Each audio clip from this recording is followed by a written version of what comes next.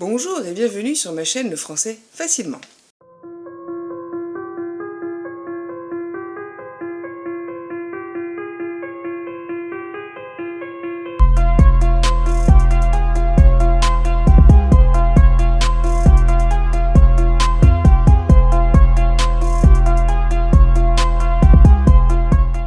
Aujourd'hui, nous allons parler du plus que parfait.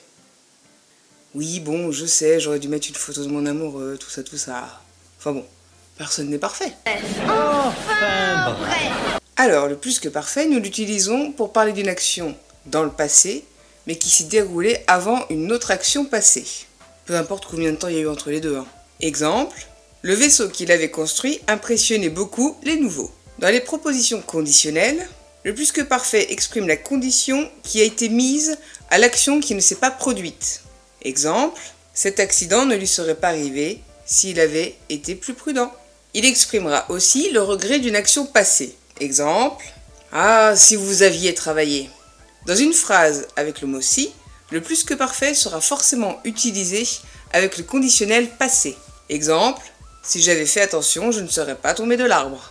Il peut aussi permettre une atténuation à la place de l'imparfait, pour certains verbes dont l'effet ou l'action est terminé. Exemple, j'étais venu vous rappeler votre promesse. On l'utilisera aussi avec certaines formules, comme je pensais que, je croyais que, il ou elle ne savait pas que. Etc. Dans les phrases indirectes, il remplace le passé composé d'une phrase subordonnée à un verbe au passé. Exemple, quelqu'un a appelé? Il ne savait pas si quelqu'un avait appelé.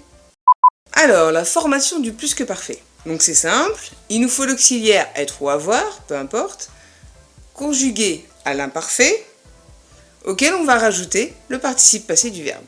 Exemple, j'étais né pour ça. Ou encore, nous avions vécu dans une autre époque. Ou bien, elle avait chanté dans un cabaret. N'oubliez pas que le participe passé du verbe va s'accorder avec le sujet quand c'est l'auxiliaire être. Et aussi avec le COD, s'il est placé avant le verbe, quand c'est l'auxiliaire avoir. Vous me ferez plaisir. Exemple, Arlette était partie. La rose qu'il avait cueillie était privée. Quand la phrase sera négative, c'est l'auxiliaire qui sera encadré par la négation. Exemple, je n'avais pas rigolé. Ou encore, autre exemple, il n'était pas parti à la guerre. Pour les verbes pronominaux, la négation sera avant le pronom. Exemple, je ne m'étais pas trompé, ça a marché. Dans la conjugaison du plus que parfait, le plus souvent, c'est quand même l'auxiliaire avoir. Mais forcément, l'auxiliaire être est utilisé pour les verbes pronominaux.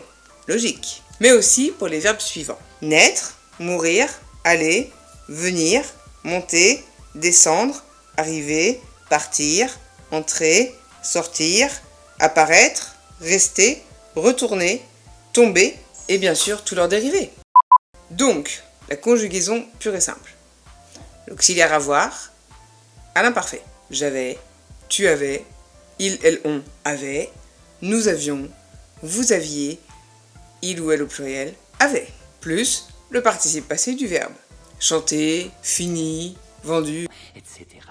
L'auxiliaire être à l'imparfait, donc j'étais, tu étais, il, elle, on était, nous étions, vous étiez, il ou elle au pluriel était. Plus le participe passé du verbe. Par exemple, parti, donc i, is, ie, ies. Forcément, il y a un accord puisque c'est être. Voilà. Assez facile quand on a vu les premiers temps. J'espère quand même que cette vidéo vous aura plu. Vous aurez compris son utilisation et sa conjugaison, qui reste assez logique quand on a vu les autres temps.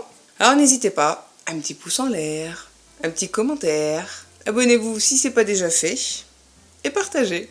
Bonne journée, à la prochaine!